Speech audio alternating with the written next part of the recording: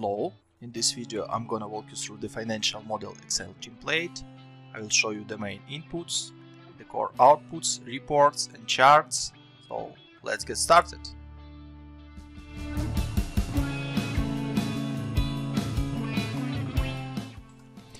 On the dashboard you can set up your core inputs or drivers for the model, review the core charts such as revenue breakdown, profitability, cash flow and cumulative cash flow. And also review the core financials, which is summary of your financials by years. So let's start from the core inputs. On the top left section you have up to 5 product types or groups. So all these yellow cells are changeable. So you can set up product A, product B, or any other name you would like. The next step is to set up the launch date or start of production for each of these product types. You can use drop down and set any months within this 5 years model. The next step is to set up your production volume maximum monthly capacity in units. What does it mean? It means that in 2021 for product type 1 you can produce maximum 1000 units per month. Obviously you will not produce the maximum monthly capacity, so there is a monthly capacity utilization percentage. This is by product types and by years. And for example, if you put here 80%, it means that for 2021 in average you will produce 800 units per month instead of maximum 1000 units. So this percentage can grow over time, for example 80, 82, 84, etc. And obviously after you produce these product types you need to sell it. So in this step you can set up the product sales price per unit. It can also be changeable by years and by product types. Finally, on the top you can set up the inventory percentage, because obviously you need some inventory to produce these product types. So once you set up all these fixed expenses, variable expenses, COGS, wages, capex and asset steps, you may review your core financials and core charts. I will explain a bit later about other tabs.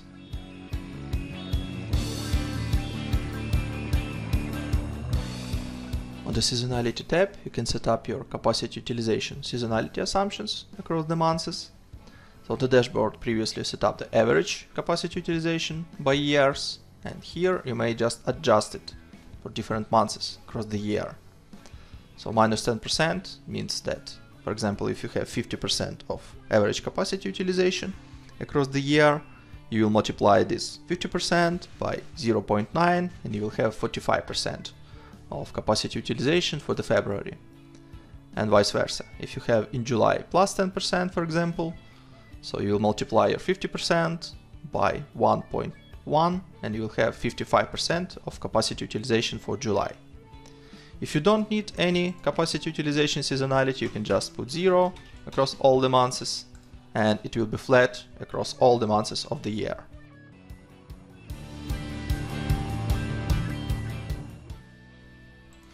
Also on the dashboard you may set up your working capital assumptions. There are 2 main sections, which is accounts receivable and accounts payable. Accounts receivable applied to revenue and accounts payable applied to COGS. You have up to 4 time frames to set up, from 0 to 30 days, 31 to 60 days, 61 to 90 days, and 90 to 120 days. So in total for each column this should be 100%. So if you set up 20, 20 and 20, the final time frame will show you the last part to have in total 100%, which is in this case 40%. Or it can be 50% first month, 50% second month, 0 and 0. So if you go to the balance sheet, you may see the accounts receivable calculation based on the AR revenue assumptions and accounts payable calculations based on COGS accounts payable assumptions.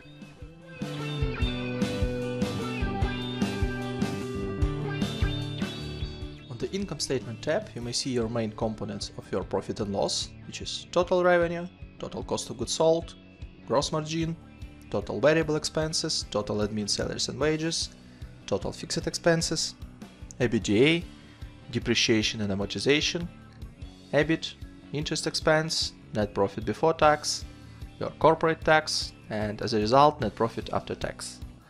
Please note that each category has its own subcategories, so you may click on this plus button and see the detailization, for example, for fixed expenses, or for variable expenses, or for example, for the revenue. On the cash flow statement, you may see your cash flow broken down by cash flow from operating activities, cash flow from investing activities, and cash flow from financing activities. The same information you may see on the cash flow statement in a direct method, operating, investing, and financing activities, but in more collapsed form. Just easier to see the information here.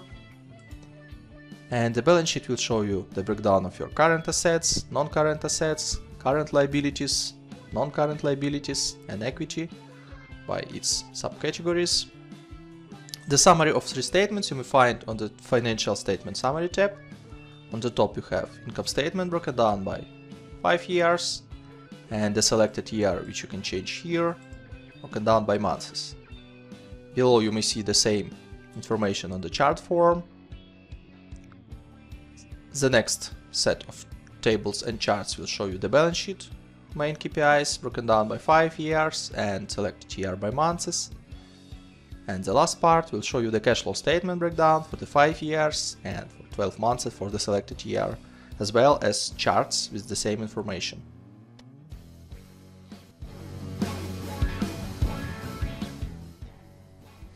On the Sources and Uses tab, you may see the main sources of cash and main uses of this cash. So on the top you may see the funding structure, which is broken down by debts and equity amounts, and on the charts you may see the actual breakdown.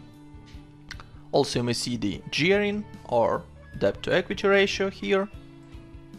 The next report will show you the sources of funds broken down by different debts or grants, and equity broken down by funders, Series A, B, and C. Just more detailed view of funding structure on the top. And finally, below we may see the report, which is very detailed view of sources of cash, which is revenue receipts, debts, and equity, and uses broken down by COGS, variable expenses, fixed expenses, salaries, debt repayments, interest repayments, corporate tax paid, capital expenditure, and finally the cash in bank. Also, you may change the amount of months, which is 1 year, 2, 3, 4, and 5 years. So for example, for the year 5, you may take a look on the sources and on the uses. And below on the chart, you may see this report in the graphical form, which is more easier to review.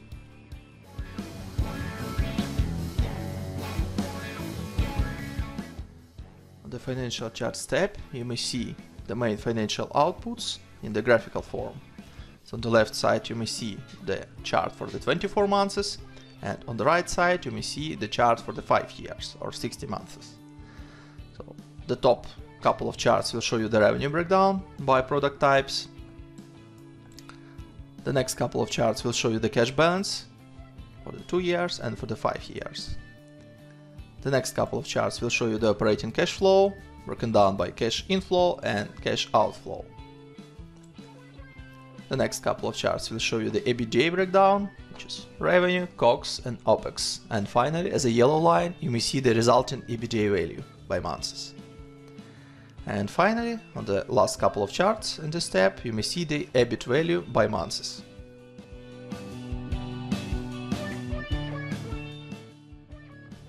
On the Operational Charts tab, you may see the main operating outputs of the model, broken down by 2 sets of charts for 24 months from the left side and for the 5 years or 60 months from the right side. At the top you may see the production volume in units for different product types. The next couple of charts will show you the productivity outputs, which is revenue per day and OPEX per day in average. And finally, on the last couple of charts, you may see the workforce productivity, which means that revenue per one employee and OPEX per one employee, broken down by 2 sets of charts for 24 months and for the 5 years.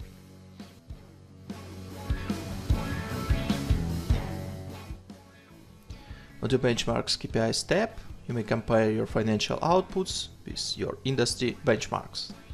So you have 5 different benchmarks, which is gross margin, contribution margin, net profit, EBITDA, salaries and wages as a percentage of revenue. So in these cells you may see the values produced by the model after you set up all the drivers, and in these yellow cells you can set up your industry benchmarks. For example, gross margin for your industry, for your particular country is 85%. So below you may see the same information in graphical form. As the orange columns you may see the industry values or industry benchmarks, and as a blue column you may see the values produced by the model. So you may compare it on the graphical form as well.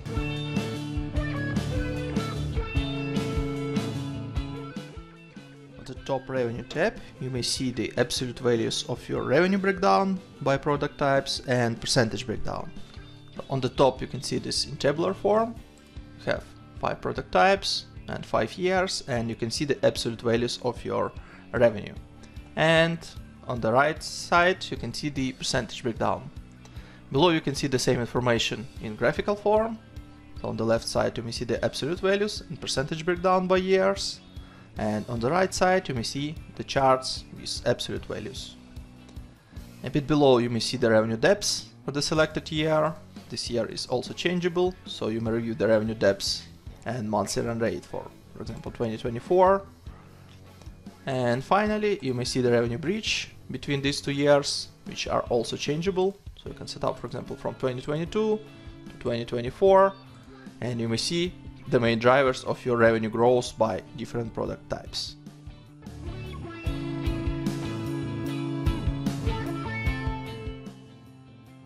On the top expenses tab you may find the breakdown of top 4 expenses categories, and all other expenses collapsed into other category. You may see the breakdown of absolute values broken down by years with the total below, and also to the right you may see the percentage breakdown of these expenses. The same information you may see on the charts below, which you may find the percentage breakdown and the absolute values breakdown. On the couple of charts below you may find expenses depth and monthly run rate for selected year.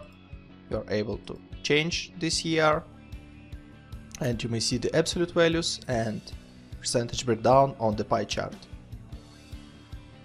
On the expenses bridge you may find the main drivers of expenses growth between these 2 years. These years are also changeable, so you may select the first year and you may select the last year. And you may see that total expenses starting in 2020 will change to total expenses in 2024 by this waterfall.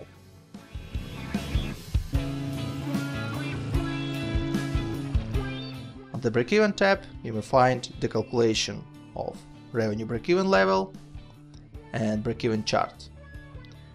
For this particular use case you may find that your revenue breakeven level is less than actual revenue calculation.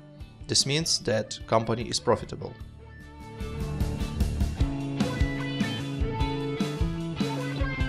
On the Valuation tab you may see the calculation of company valuation based on the cost of equity, which you may input here, cost of loans you previously inputted on the dashboard, calculation of resource share you may see here.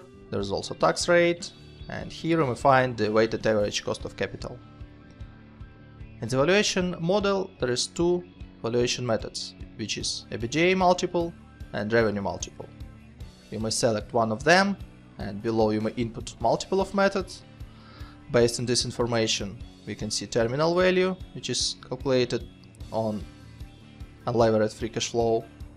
You may see the present value of unlevered free cash flow, NPV, and multiplicator evaluation for this particular company.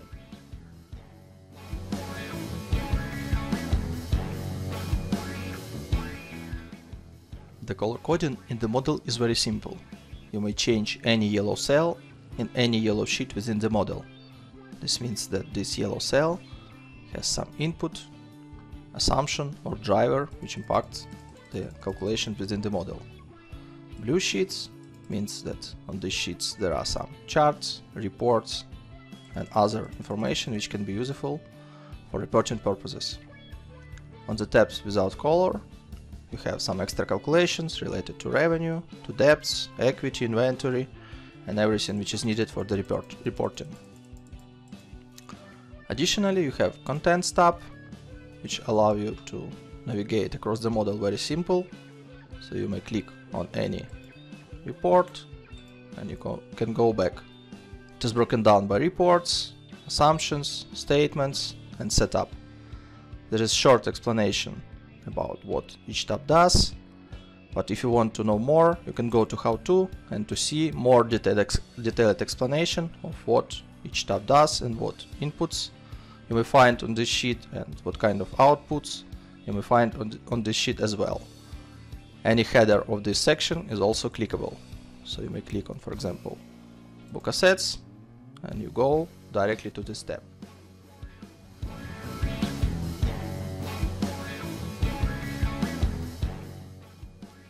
On the Wages tab, you can input your headcount by categories, with hire and fire date, with annual salary, with ability to input different number of employees by years, with annual salary rise percentage, with monthly bonus and tax rate. Let me give you a couple of examples. Let it be CFO, which you are going to hire in March 20. You're not going to fire him, so the fire date will be December 24. So annual salary can be $50,000, and this will be one CFO over the time. So you may see one CFO, which is one headcount, starting from March till the end of the model, which is December 24. Also, you can input 5% of salary growth rate. You may see the amounts by years connected to this annual salary and impacted by annual salary rise. Let's set up 10% monthly bonus and 5% of tax rate. So you may see below the calculation of salary broken down by months, monthly bonus, which is 10%, and 5% of monthly taxes related to the payroll. Another option to be admin account, which will start in April, which will grow till the end of the model with annual salary of $30,000. Let it be in year number 1, 2, then 4, 6, 8, and 10 headcounts. 3% of annual salary growth, 5% of monthly bonus, and 5% of payroll tax rate. So in here you may see total staff numbers, which is 2 for the year number 1, 2020. Starting from year 2021, you have 4, then 6, 8, and 10 in the last year of the model. Again, calculation of salaries for these two, in this case 4 headcounts, calculation of bonuses, and calculation of monthly base taxes.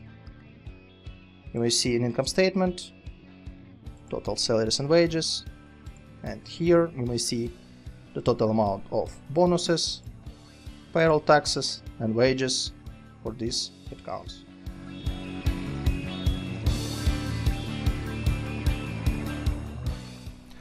On the COGS tab, you may set up the main components of your cost of goods sold for each of product types.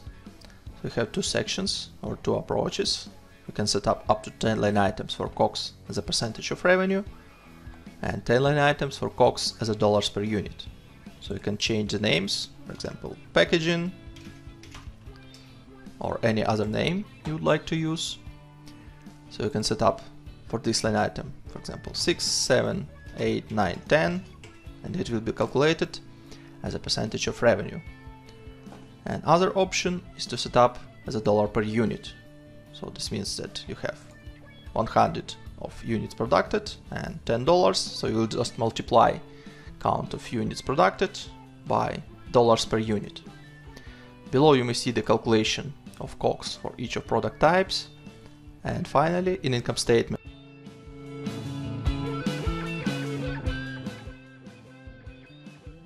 expenses tab, you may set up to 6 categories of your variable expenses as a percentage of total revenue.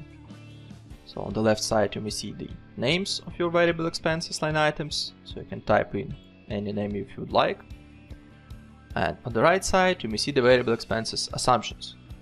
So 10% means that for warehouse expenses in 2021 you will pay 10% of your total revenue.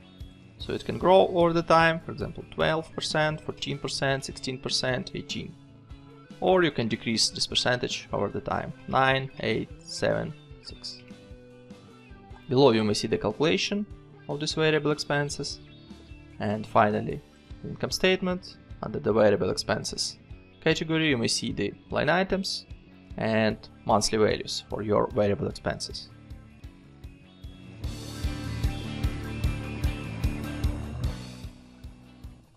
On the fixed expenses tab, you may input up to 15 line items for your fixed expenses. Let me show you how it works. For example, you have utilities. You will start pay starting from March 20 till the end of the model, which is December 24. You may see it here. Let's pretend periodicity will be daily with amount of $50 per day. So you may see these amounts in here. It is calculated based on count of days within this month. So obviously in March 20 you have 31 days. That's why you will have 1550. In April you have 30 days. This means this will be $1500. Also you have ability to input some growth rate year over year. Once you input this growth rate, you will see that your utilities will grow over year. Let me give you a couple of other expenses types. For example, advertising. Let it start in March and finish in August 24. This will be on weekly basis with amount of $100 without any growth. So starting from March till August 24, you have $400 per month, which is 4 weekly payments each month. And that's it. Another option is bi-weekly. For example, $500. You can start from July, for example, and you'll have 2 payments, which is 2 bi-weekly payments within the month. $500 multiplied by 2, you have $1000 per month. Again, you can input some growth rate and you will see that your advertising expenses will grow year over year till the August 24, which is the last date of this expense type. Another option, office setup, which can be one-time payment, which will happen in February 20 with amount of $5000. Obviously you should not input any growth rates because this is just one-time fee, and you may see that office setup will happen in February 20 with this amount. Another option, insurance. Let it be start from January 20 till the end of the model, and it can happen monthly with $1000 per month, with 5% of growth first year, 3% of growth second year, 2% of growth third, and 1% year number 4. So you may see this calculation here. Starting from January 21, it will grow for 5%, which is $50. And starting from January 22, it will grow for 3%, which is additionally $32. Another option, quarterly. You may see that insurance will be paid $1000 each quarter. You can start it, for example, from February, and this will be shifted to 1 month forward. Another option, semi-annually. In this case, you will have insurance payments once per half a year, again with a percentage of growth. And the last option is annual payments or yearly payments. You'll pay one time per 12 months, starting from February till December 24. For each expense type, you can use growth rate, and the calculation you may see in here. Also in income statement you may find total fixed expenses group. If you will ungroup this section, you can see these amounts broken down by months and by fixed expenses line items.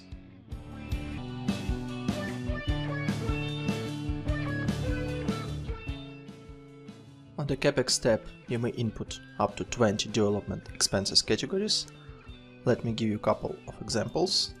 So for example, office development with purchase date of February 20 with spending of $10,000. And you also can input payment delay. What does it mean? Let me set up 2 months for example. It means that this amount will be accrued in February because of purchase date is February, but paid development expenses will be in April 20 for this office development. And you will have some balance of CapEx accounts payable for 2 months. Let me give you another example. Other development expenses. Let's say March 20, $5,000 with 0 payment delay. This means that this amount is accrued in March and paid in March as well. The total amount of development expenses you may find in Assets tab. By default it has useful time for 5 years for the calculation of depreciation. You may find calculation of depreciation for development expenses in here. Here you may also find capital expenditure and closing net book value. Additionally, you have up to 6 placeholders for other assets. For example, other assets with useful time of 10 years with cost of $25,000 and with launch date in April. You may find it in here. You can see capital expenditure. You may see book depreciation by months for these amounts, and you may see closing net book value. The total amount of depreciation you may find in income statement. On the cash flow you may find cash flow from investing activities for these assets, and on the balance sheet you may find fixed assets amount under non-current assets and capex prepayment and capex payables as well.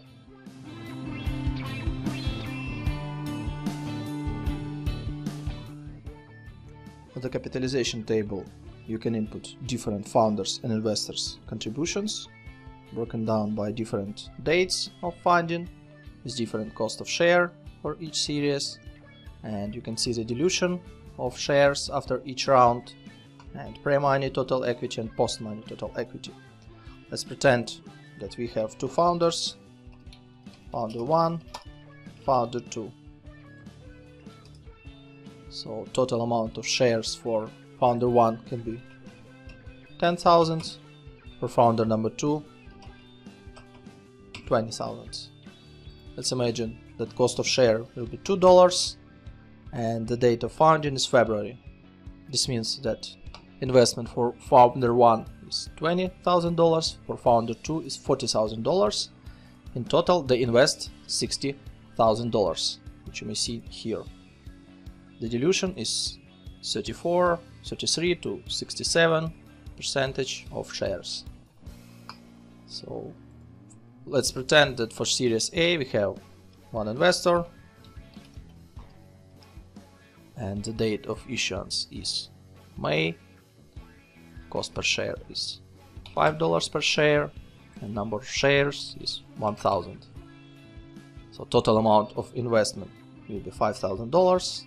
You may see that before the Series A total equity was $60,000, after is $65,000, and investor 1 will have 3.23% of shares, and the shares of founder 1 and founder 2 also diluted, 32.26 and 46.52%. You can also input some amounts for Series B and Series C. The same way you can set up the date, cost of share, and up to 5 investors with up to 5 placeholders for number of shares. The amounts of funding you may see in the cash flow, in the ordinary equity risings, and you may see the balance sheet, which shows you the total equity by months.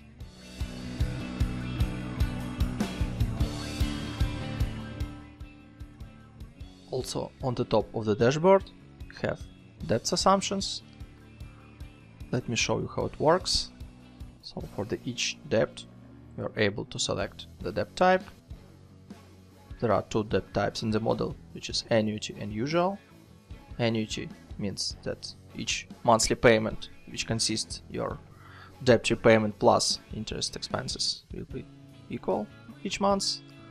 In case if you will select usual, your main debt repayments will be equal parts and interest will be just interest on the debt's closing balance. Let me give you an example how it works. So you may input some amount of the debt, the launch date, term will be 60 months, and interest can be 5%.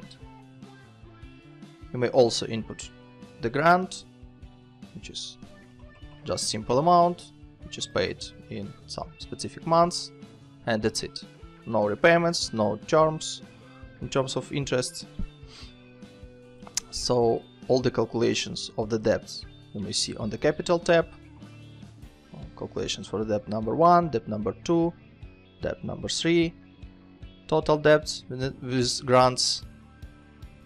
These calculations impacts income statement, interest expenses, the cash flow, interest paid, debt drawdowns, debt repayments, and on the balance sheet you have the debt closing balance.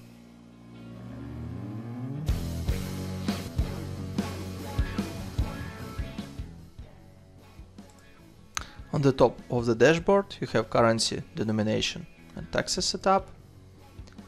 So currency inputs means that you can input all your drivers for the model using one currency.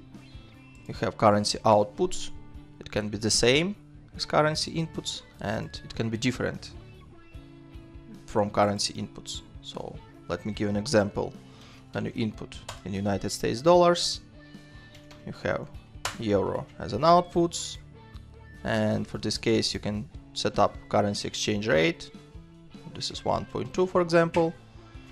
In this case you will have in the model all your inputs in United States dollars, all your outputs in euros, and there will be conversion rate between currency inputs and currency outputs. Additionally you have denomination, which means that you can denominate all your outputs on the reports. In this example you have denomination is 1000, means that your outputs is denominated by 1000. You can select millions. You may see that now it is in $1,000,000. You can set also billions or without any denomination. Additionally you have corporate tax setup. You can change this number and this will impact tax expenses in your income statement. I hope you enjoyed my video. Thanks for reviewing this. You can find more on my website finmodelslab.com, and we'll see you later in the next videos.